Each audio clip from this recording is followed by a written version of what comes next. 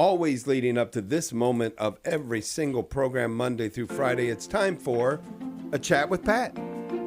And today we have with us Robert Enright. He's a PhD. He holds the Aristotelian Professorship in Forgiveness Science at the University of Wisconsin-Madison, licensed psychologist, founder of the nonprofit International Forgiveness Institute, and his book, Forgiving as Unity with Christ, is published by EWTN Publishing. And today we're going to be talking with him about an article that was in the National Catholic Register, 4 Forgotten Lessons on Forgiveness from the Council of Trent. Good morning, Robert. How are you today? Hello, Pat. I'm doing pretty well. Thanks for asking. Well, it is so good to have you here on a Monday morning and to talk about a much needed topic, I think, in our society today. I found this article fascinating in the sense that you go back to Trent, right? And you're like, well, we've got over 500 years of being able, or around 500 years of trying to digest this. How have we forgotten it, right? So That's right. can you share kind of for our audience the 4 points of forgiveness that you pointed out in your article from Trent itself? Sure. Well, first, the Catechism of the Council of Trent is a soaringly wonderful document. And when I was reading the different commandments, the one that says thou shalt not kill, it started expounding on forgiveness a lot. And it was profound. And here are the points. The authors of this wonderful catechism, number one, say that when we look at charity, or what the ancient Greeks called agape love, which is forgiving, which is loving those where it's difficult and painful to do so, forgiveness is the highest form of charity. And I thought, whoa, I've been studying forgiveness for a while, about 40 years actually, 4 decades of studying it, and I didn't realize it was the highest form of charity. I better start paying attention here and sit up straight. And the second point is that what they're basically saying is when you don't forgive, when you've been treated very unjustly, you're not hurting the one who hurt you, you're hurting yourself, because you're holding on to, in quotes, hatred, malevolence, and envy. And I thought, oh, that's really what we've been studying in psychology lately, and they had it 500 years ago. When you don't forgive, it really is something very, very difficult on you. And the third point they say is that as you forgive, and I'm quoting again in the English translation, forgiving enables and perfects our nature. In other words, we actually grow in our humanity when we forgive. And then a final point that really got my attention, because one thing I study is forgiveness education, is that they're encouraging pastors to persuade the faithful to forgive. And that's a direct quote. They persuade the faithful to forgive. And I thought, you know, what better way than to start introducing little children, age 4, 5, 6, about the topic of forgiveness, so that they eventually get it, so that they're ready when they've been treated unjustly, because they know what it is. They've practiced it a little bit with their friends and family. And we need to really embed forgiveness education into Catholic education. And I'm scratching my head asking, why don't we do that? Yeah. So can you, what's your insight, since this is a major field of study for you, what's your insights into why it is so hard to forgive? Because we're seeing, you know, it's, I love that it's connected to the 5th commandment, because we're seeing all these shootings. And when you look at it, you know, people are upset and they're blaming somebody for what's going on in their lives. Why is this so hard to forgive?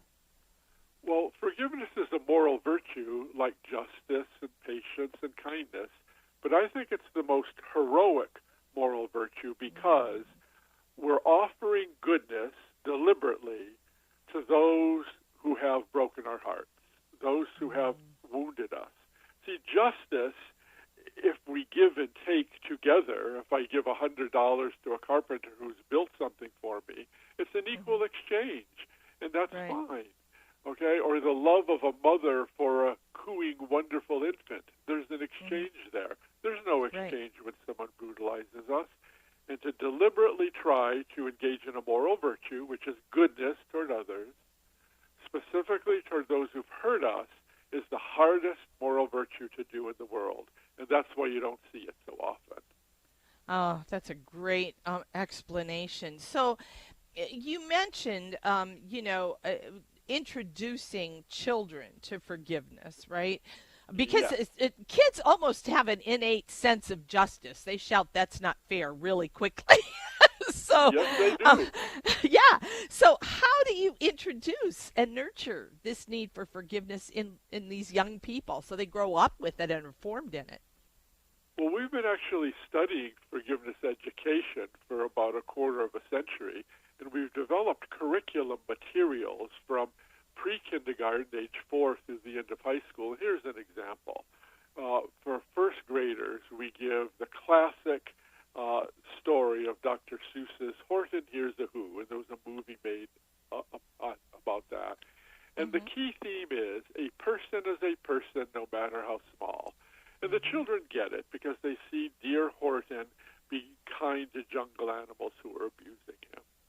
And so they say, a person's a person no matter how small, or the color of their skin, or how rich or poor they are. And so then, drum roll, please, with regard to forgiveness, how about if someone pushes you down on the playground? Are they still a person as a person of worth? Aha! That gets their little minds going and say, there's more to this than I had thought, and just Horton and the jungle animals, it can apply to me, and when I look at the person who pushed me down as a meanie, there's more to that person than being mean. And that plants the seed of forgiving, where they can now bring it into the classroom, into the lunchroom, into the recess area, and start growing and understanding what it is, being good to those who aren't good to you, and practicing it in the little things, so that when they're 35 and they're crushed by something, they get it. They're what I call becoming forgivingly fit, and they have their forgiveness fitness, and they can do it. I like that. So did you look at how do we form teachers in forgiveness so that it almost becomes second nature to them as they're teaching it to form their students? Have you looked at any of that?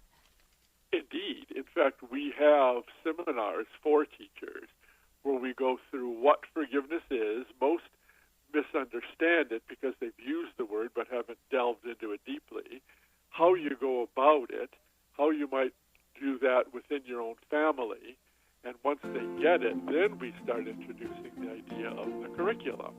And so clearly they should start maybe reading my book, Forgiving His Unity with Christ, and get deep into it and then go for it in the curriculum. Now, this International Forgiveness Institute that gives that curriculum that they can call and get, is that for parents too, or just for schools, Catholic schools? No, it's for parents, especially the homeschooling parents, or if they want to do it on the side if the teachers aren't doing it. And we offer these curriculum guides from pre-kindergarten all the way through high school, free of charge. I'm a terrible businessman, Pat. I give them away for free, okay? And so all they have to do is write into the director at internationalforgiveness.com, mention that they're Catholic and want which curriculum guide, and we'll send them electronically through email, and they're all theirs. Thank you so much, Robert. What a great reference for us. Have a great week ahead. You too. God bless. Bye-bye. Bye-bye.